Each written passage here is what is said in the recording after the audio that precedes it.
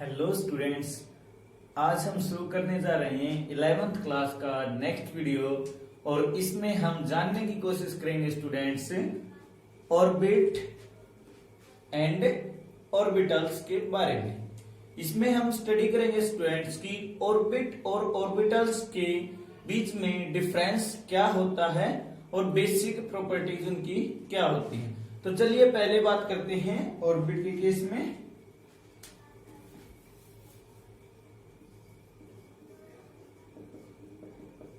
Orbit and orbitals,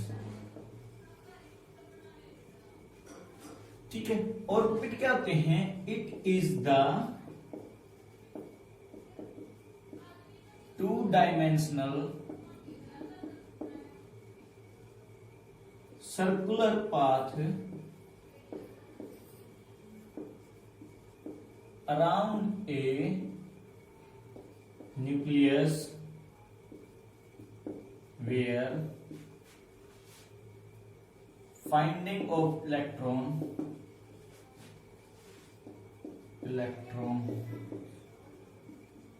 is fixed।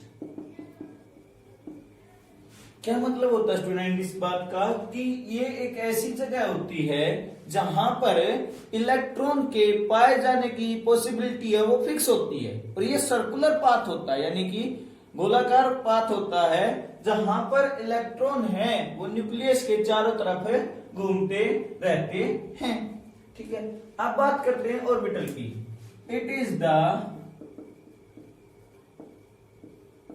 3D reason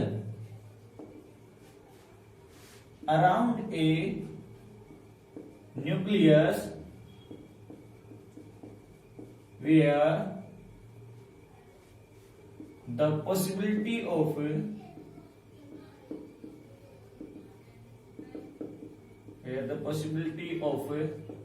finding an electron is maximum। जहां पर एक electron के पाए जाने की पॉसिबिलिटी क्या होती है? मैक्सिमम होती है और यू कैन सी द 90% होती है। उसी रीजन को, उस स्पेस को, यानी कि उस स्पेस को ही हम क्या बोलते हैं? ऑर्बिटल बोलते हैं। ये बात आपको ध्यान रखनी है। अब जो हमारे ऑर्बिट के अंदर जो इलेक्ट्रॉन्स पाए जाते हैं, सो ऑर्बिट किस थ्योरी पे काम करते हैं? Orbit based on the wave nature and uncertainty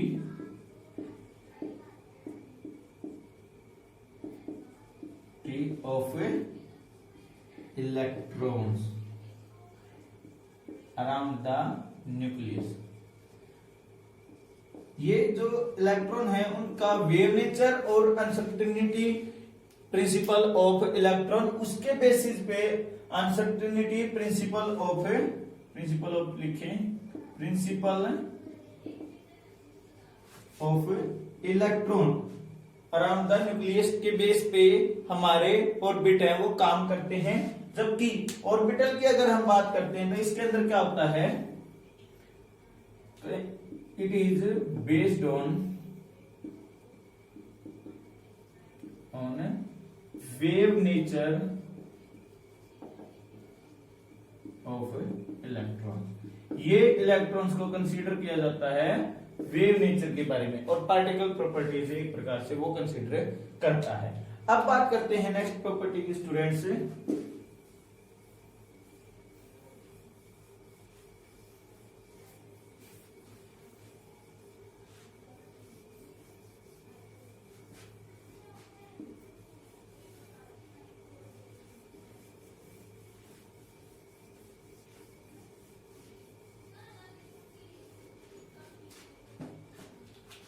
हमारे जो क्या है ऑर्बिट हैं, it is non directional.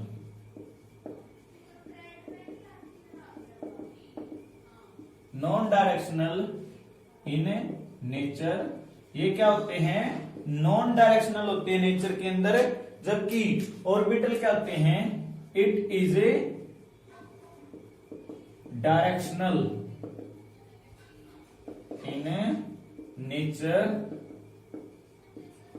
Accept S orbitals. S orbital non directional होते हैं स्टूडेंट, अदरवाइज ये सारे के सारे क्या होते हैं, नॉन डायरेक्शनल होते हैं। अब बात करते हैं स्टूडेंट हमारे electrons can be filled on the basis of formula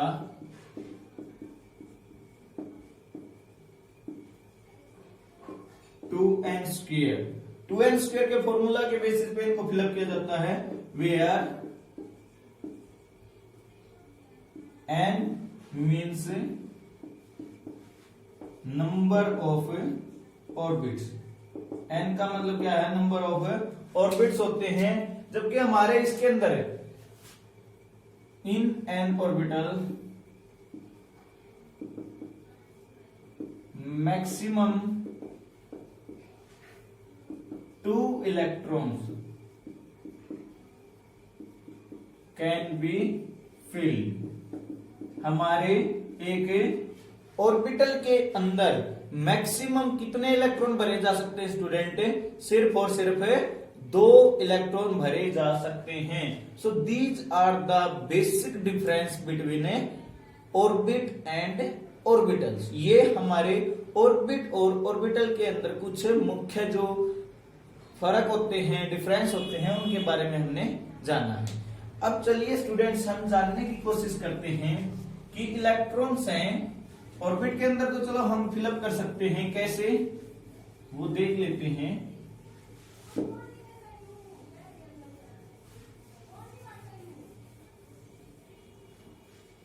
अब ऑर्बिट के अंदर हम इलेक्ट्रॉन कैसे फिलअप कर सकते हैं, in first shell. First shell में हमारे इलेक्ट्रॉन कितने होंगे, 2 1² दैट इज 2। सेकेंड सेल में 2 into 2 that is 8। Third shell के अंदर अगर बात करते हैं 2 into 3 that is 18। Fourth shell के अंदर अगर इलेक्ट्रॉन देखते हैं that is 2 into 4 that is 32 and so on. ऐसे ही हम कितने भी इलेक्ट्रॉन्स को फिलअप कर सकते हैं ऑर्बिट के अंदर। ऑर्बिट के अंदर हम इस प्रकार से इलेक्ट्रॉन्स को फिलअप कर सकते हैं, जबकि ऑर्बिटल के अंदर मैक्सिमम 2 ही इलेक्ट्रॉन भरे जा सकते हैं। ठीक है, अब चलते हैं हम नेक्स्ट टर्म समझते हैं, शेप्स ऑफ ऑर्बिटल्स, कि ऑर्बिटल्स की शेप हमारी किस प्रकार से लाया करती हैं।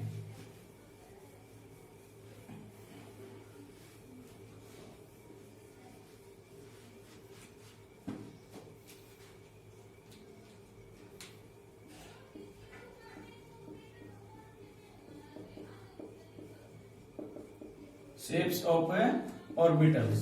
फर्स्ट हम बात करते हैं S orbital shape. S orbital shape, S orbital की शेप के बारे में अगर हम बात करते हैं तो एस ऑर्बिटल की शेप स्टूडेंट देख सकते हैं आप ग्राफिक्स के अंदर की एस ऑर्बिटल स्फेरिकल शेप के अंदर होता है, यानी कि एस ऑर्बिटल की शेप क्या होती है, गोलाकार होती है, यानी कि गोल शेप का होता है। और एस ऑर्बिटल क्या होता है, नॉन डायरेक्शनल होता है, यानी कि एक्स वाई और जेड तीनों एक्सिस के अंदर उसकी कोई डायरेक्शन नहीं होती, यानी एस ऑर्बिटल है वो नॉन डायरेक्शनल हमारा रहता है।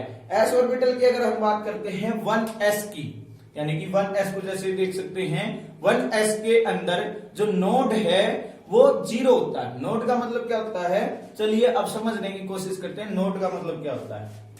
What is a node? It is the space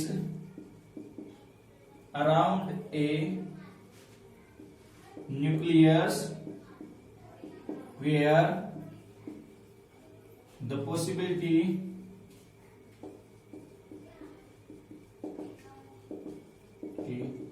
of finding an electron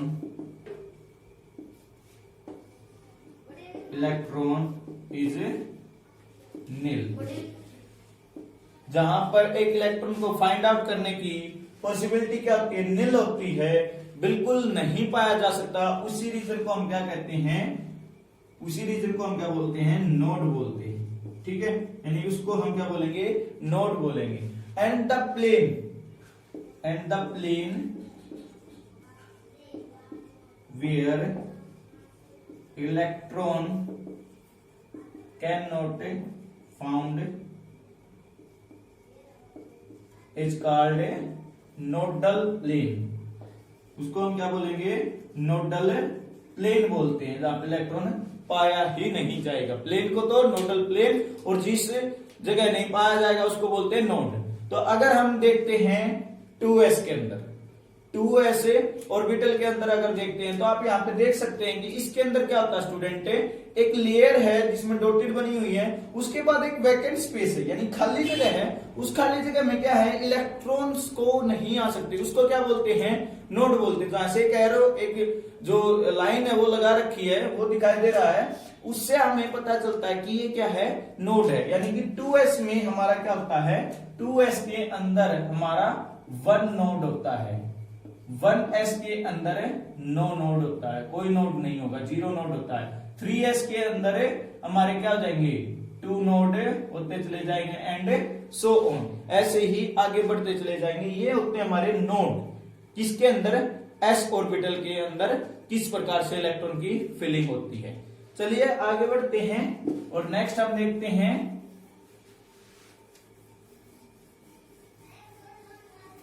next orbital. हम देखने की कोशिश करते हैं student, that is p orbital.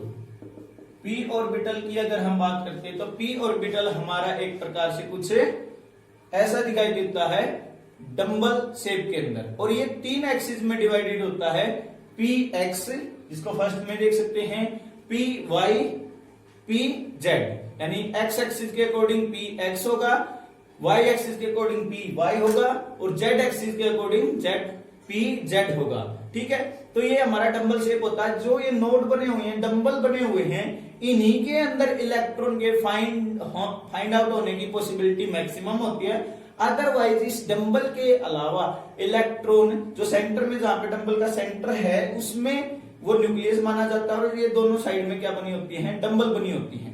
तो वहां पे इलेक्ट्रॉन के फाइंड आउट होने के चांसेस मिनिमम होते हैं। तो ये हमारा क्या होता है, एक प्रकार से p ऑर्बिटल है, जिसके अंदर फाइंडिंग ऑफ इलेक्ट्रॉन है वो डंबल्स के अंदर मैक्सिमम होती है। अदरवाइज इलेक्ट्रॉन्स के फाइंड आउट होने की पॉसिबिलिटी है 3D स्पेस के अंदर वो 0 काउंट की जाती है, नील मानी जाती है।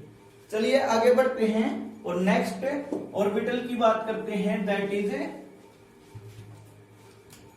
d orbital. d ऑर्बिटल की शेप की बात करते हैं। d ऑर्बिटल की शेप की अगर हम बात करते हैं तो d ऑर्बिटल की शेप हमारी एक प्रकार से क्या होती है, वो कुछ इस प्रकार से होती है। d ऑर्बिटल हमारा 5 पार्ट्स के, यानी 5 सबसेल्स के अंदर डिवाइडेड होता है।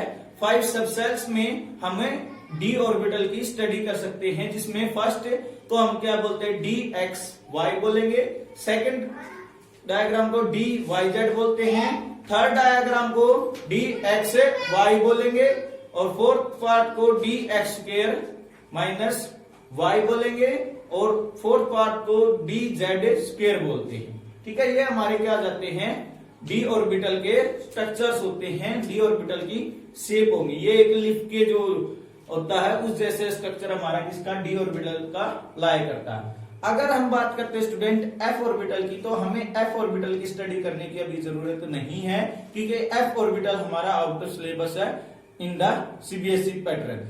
वो हम एमएससी में स्टडी कर सकते हैं, क्योंकि अभी हमारा जो ट्रांजिशन एलिमेंट है या इनर ट्रांजिशन एलिमेंट है, एप्लोक एलिमेंट्स है, वो स्टडी नहीं कर रहे हैं, क्योंकि वो हम आगे की क्लासेस के अंदर उनके बारे में जानेंगे। और उसकी एफ ऑर्बिटल के बारे में थोड़ा सा बता देते हैं। एफ ऑर्बिटल भी अपनी 7 जो सब सेल्स हैं उनको रिप्रेजेंट करता है, जिनके अंदर 2 करके इलेक्ट्रॉन यानी 14 इलेक्ट्रॉन फिलअप किए जा सकते हैं। So this is all about for students for today lecture और आप सबको जो ऑर्बिटल है, ऑर्बिटल की शेप्स हैं, ऑर्बिटल और ऑर्बिट के बीच में जो डिफरेंस है वो बिल्कुल अच्छे से समझ में आ गया होगा। इसको ट्राई करें कि इस टॉपिक के अच्छे से नोट्स बनाएं और इस टॉपिक को अच्छे से लर्न करने की कोशिश करें। Thank you so much for watching this video. Thank you.